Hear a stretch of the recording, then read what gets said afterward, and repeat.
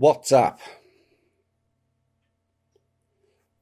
is still pushing ahead with controversial changes to its terms of service, but altering the way it notifies users following a backlash. After its first announcement in January, millions of users downloaded apps from the WhatsApp competitors. It's the way to do it. Shut them down.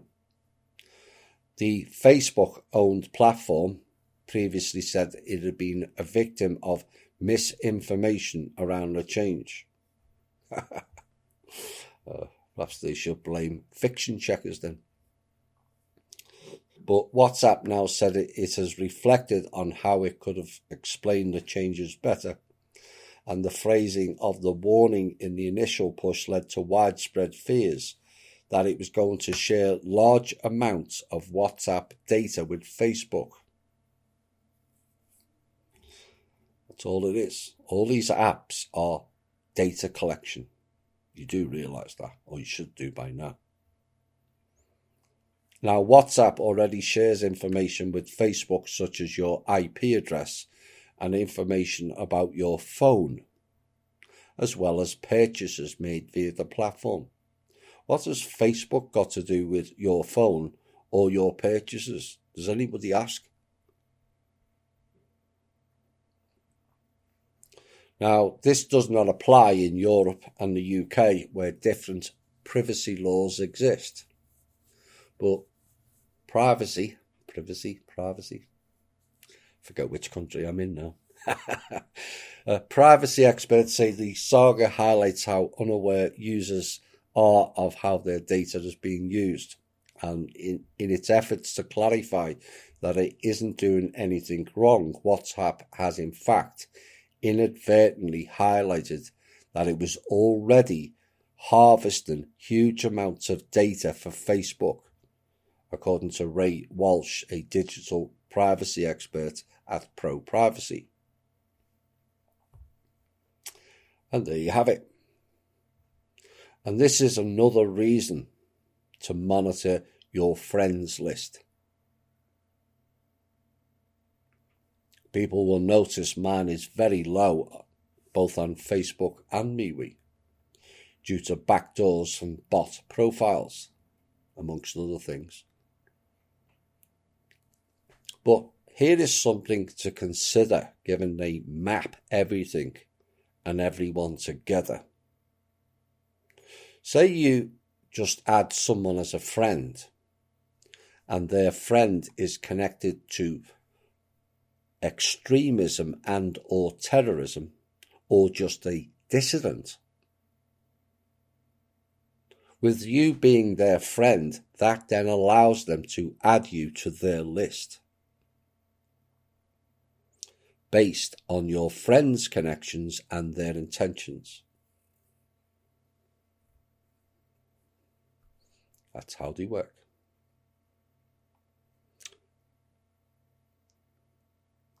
US scientists have successfully cloned a highly endangered black-footed ferret using DNA from an identical animal that had been frozen since 1988. And they've just done it now. So they're telling you. They lie. And the birth of the ferret, named Elizabeth Ann, E.A., another one of the gods, was announced by the US Fish and Wildlife Service. And they say, but they lie, the cloning is a first for US endangered species. Once thought to be extinct, all black-footed ferrets are descended from 7 ancestors that were found in 1981. And scientists say the clone will help increase the population's gene pool. Elizabeth Ann's birthday on the 10th of December, of Ficus, was announced as a bold step forward by the US Fish and Wildlife Service, and she was cloned from the DNA of an animal called Willa. Yet again, more proposed futuristic style realities when this technology is long in the past. Real long in the past. Common sense question again. If they use it for ferrets, what else are they using it for?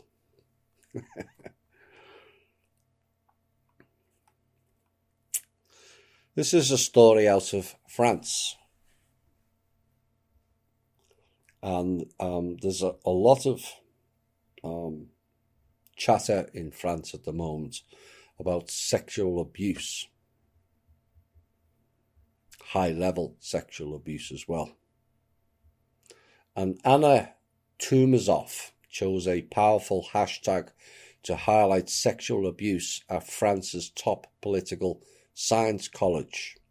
Sciences Po, the training ground for the country's presidents, politicians and administrators, became hashtag Sciences Porks, which means science pigs. Anna spoke about it's all about great schools, it's all about the rape culture, and it's about the elegance of being silent that is very French, she says. Now, since then, the social media activist has received more than 400 messages from current and former students of Sciences Po, and they describe sexual assaults and rapes, mostly by fellow students, that they say were not taken seriously by the college. Some were told that it was not the worst thing in the world and that life goes on. A little bit like another show host who says, don't worry about astral rape, just wait for 5D to come along. Dearie me. And others were accused of defamation. Some were considered liars, and I haven't received any testimonies of people being well treated. Now, stories like this are not new and not unique to Sciences Po either, but she believes they are attracting wider attention now because the college is already under the spotlight for something else. Because France has been shaken by a series of incest allegations involving public figures over the past few weeks, beginning last month with the publication of a book by Camille Kouchner, in which she accused her stepfather, Olivier Duhamel, of abusing her twin brother as a child. Olivier Duhamel is a political commentator and was the head of the Sciences Po Foundation. Now, he resigned along with the school's director, who it turned out had also known about the allegations. And a government investigation into the college found no systematic cover-up. Yeah, right. But noted that none of those who knew about the accusations had reported them, and said that the college should reinforce awareness of gender-based and sexual violence. Now, Sciences Po said in a statement that it supported the victims of gender-based and sexual violence, and that a specialist monitoring and listening unit, don't like the sound of that, set up in 2015 as part of an action plan on gender equality, was now being extended with a new project involving students. What is gender... Oh, here we go again, I'm sorry. I have to ask you. I'm awful sorry. Common sense question. What has gender equality got to do with sexual abuse?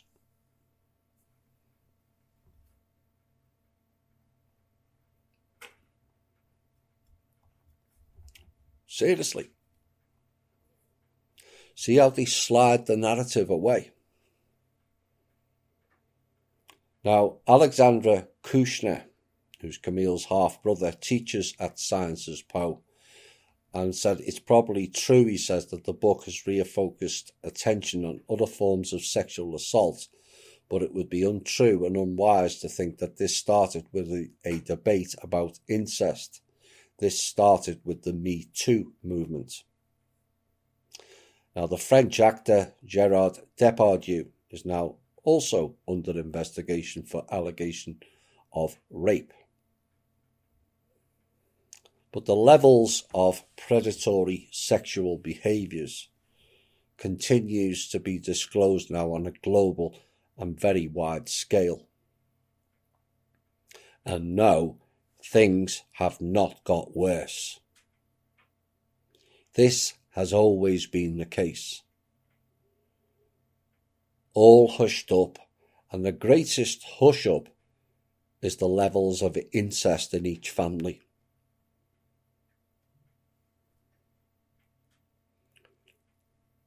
Facing court cases and its own promise of transparency, the Biden administration is about to release a long-sought US intelligence report concluding that the Saudi Crown Prince Mohammed bin Salman ordered the 2018 killing of the journalist Jamal Khashoggi.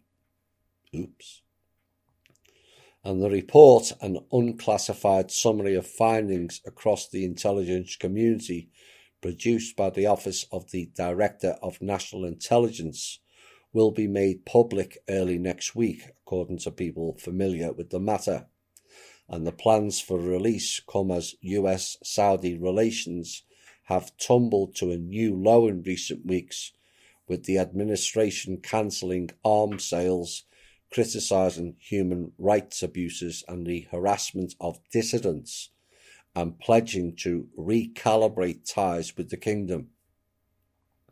Now, the administration said it will continue to supply Saudi Arabia, the world's biggest customer for US weaponry, of course they would, with the means to defend itself against regional adversaries, including Iran and the Iranian-backed Houthi rebels in neighbouring Yemen, and has also indicated it wants to continue a robust counter-terrorism partnership.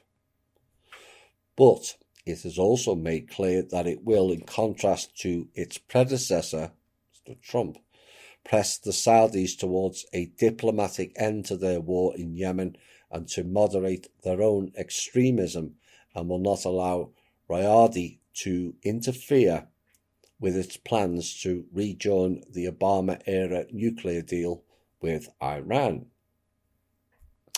They're all connected. Saudi, Israel, Iran. And in what has widely been seen as a snub, the White House press secretary Jen Psaki said Tuesday that President Biden, who has not yet communicated directly with the Saudi rulers, would not be speaking with the Crown Prince, known as MBS, the country's de facto leader. And she said the president's counterpart is King Salman, the Crown Prince's aging father, she said, and I expect that in an appropriate time, Biden would have a conversation with him. Now, the release of the Khashoggi report may make that a fraught exchange, as is said, and I think it's going to put Biden on the spot, according to David Ottaway, a long-time Saudi expert at the Wilson Center.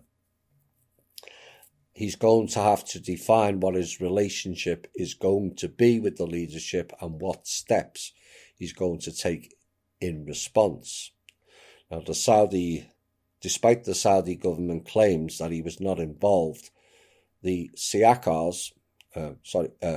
CIA included in an assessment leaked later that year that Mohammed had ordered the assassination.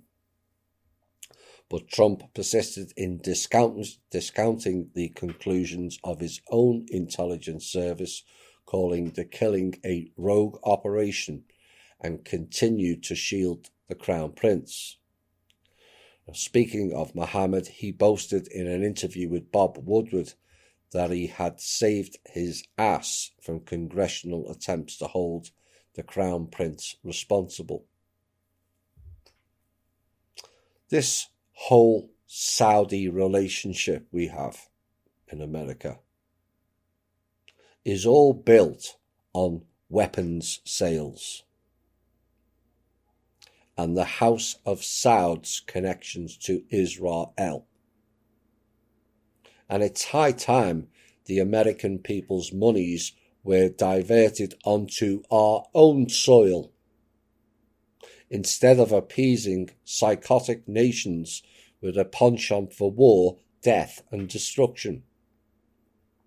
Period. As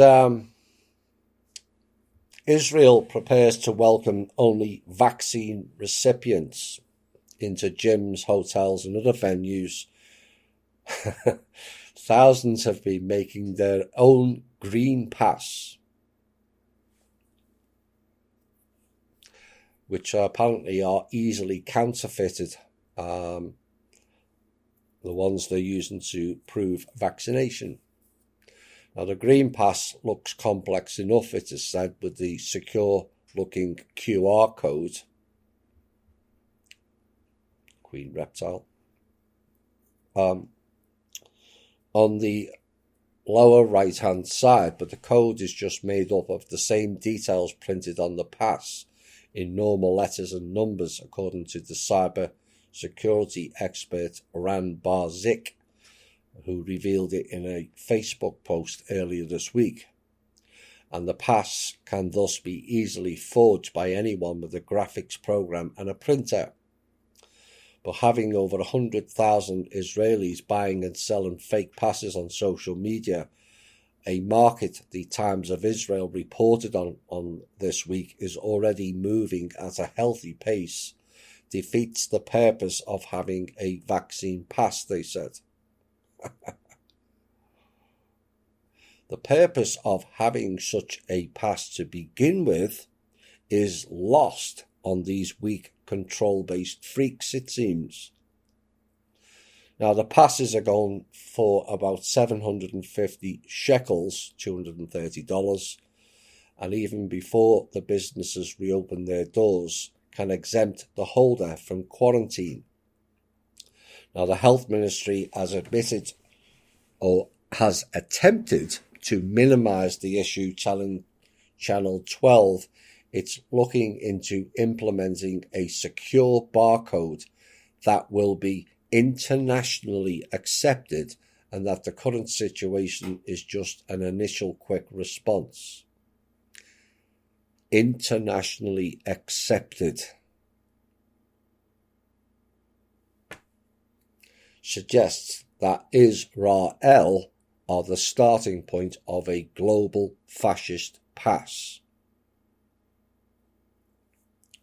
Now, meanwhile, the Health Minister, Yuli Edelstein, warned that a 5,000 shekel fine, about $1,500, awaited anyone who tried to get away with using a fake pass. And Edelstein has tried to warn vaccine refusers that their lives will be lonely ones if they do not line up for the jab, declaring last week that whoever doesn't vaccinate will only go out to supermarkets or pharmacies, while the vaccinated will go to stadiums and gyms. The classic seducement tactic, and is a sleight of hand move on mandatory. Mr. Edelstein and your co-conspirators, this is for you.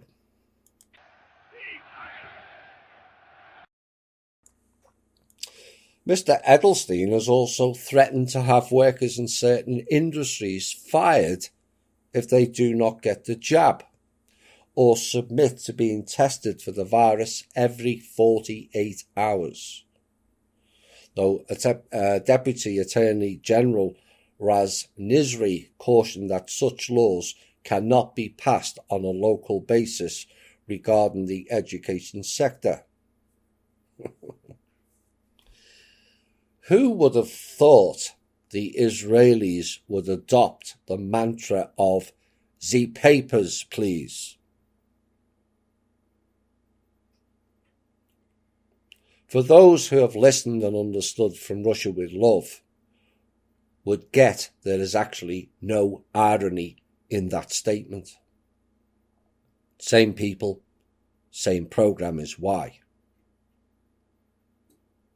And the people of Israel would benefit greatly of moving out and away from that fake country as far as possible. Ditch your ridiculous racist law books passed off as religion, and realise these sub-grey race parasites have been duping, abusing and using you for centuries. And it's high time, like Mr. Atzman, you all realised it. Otherwise, you'll all do this.